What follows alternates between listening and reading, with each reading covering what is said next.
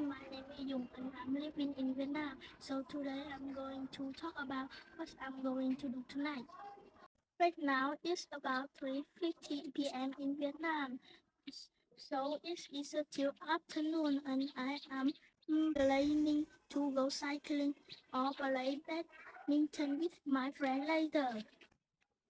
I really enjoy doing sports because they help me stay healthy and happy. Sometimes we ride or bike around the neighborhood, and sometimes we play badminton at the community house.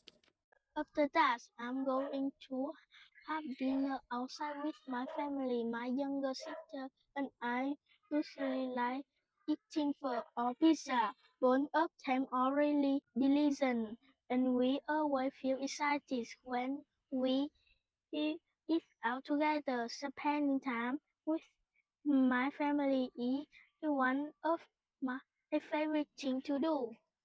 When I have free time, I also like making handmade or building models. It is very relaxing and fun for me. Sometimes I read books too, especially when I want to relax quietly after a busy day.